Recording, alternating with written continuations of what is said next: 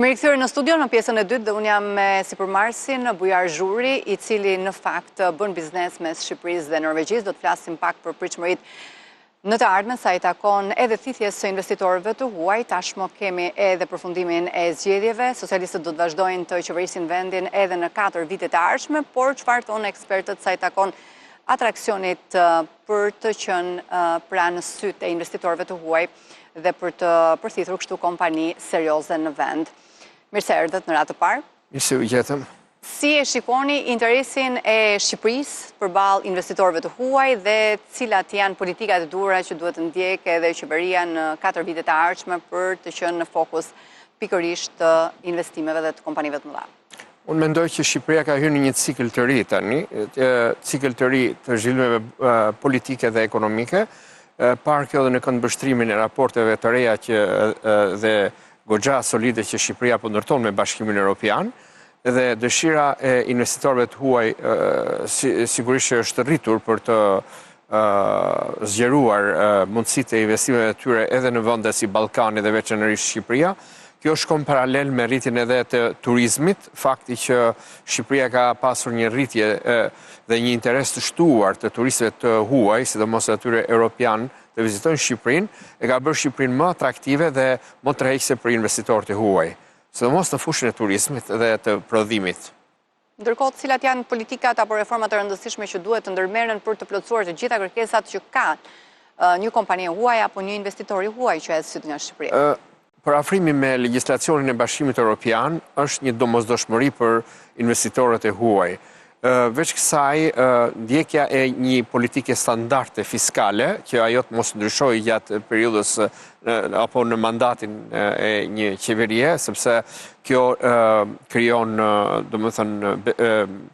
jo besueshmëri tek investitorët e huaj, të cilët kanë kalkuluar financat e tyre për të bërë një investim të caktuar. Veç kësaj, unë mendoj që Shqipëria, domethënë, duke qenë që është një vend jo shumë i madh, por me disa resurse që mund të jenë shumë interesante, vlen për të eksploruar sidomos nga kompanitë vogla dhe të mesme, të cilat gjejnë lehtësisht mundësi për të hyrë në tregun shqiptar. Si ka ndikuar periudha e zgjedhjeve? Ka ndonjë ndikim në interesin e të huajve? Tani me mbylljen e zgjedhjeve, unë mendoj që është një shans historik për Shqipërinë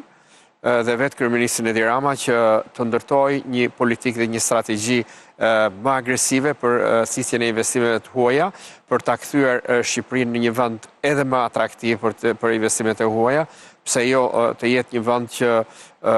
shumë kompani të huaja mund të hapin dhe selit e tyre duke paguar taksat reduktuara, ashtu siç praktikon Malta apo vendet të tjera që janë mjaft të njohura në lidhje me ose Qipro, që janë mjaft të lidhura me kompanitë e huaja, të cilët kanë selit e tyre në këto vendet përkatëse dhe paguajnë një fi, edhe pse aktiviteti i tyre është internacional. Kështu e bën Shqipërinë edhe më të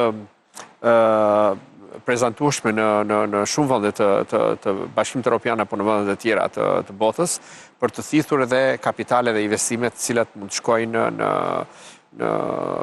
ato projekte të cilët Shqipëria ka shumë nevojë. Kur thoni për afrimin me legjislacionin evropian, sa punë po bëhet në këtë drejtim dhe ku jemi? Konkretisht çfarë duhet bërë? Unë mendoj që Shqipëria nuk është se ka ligje të këqija, domethënë praktikisht ligjet në Shqipëri janë të mira dhe çështja nuk është vetëm tek ligji, por tek zbatimi i ligjit, ose tek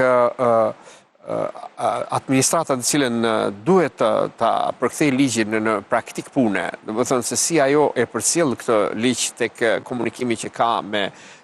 kompanitë e huaja, me investitorët e huaj, apo edhe me masën e gjerë të qytetarëve të cilët ka nevojë të dinë më shumë se si mund të orientohen ata drejt investimeve, të cilët janë më interesante për ta.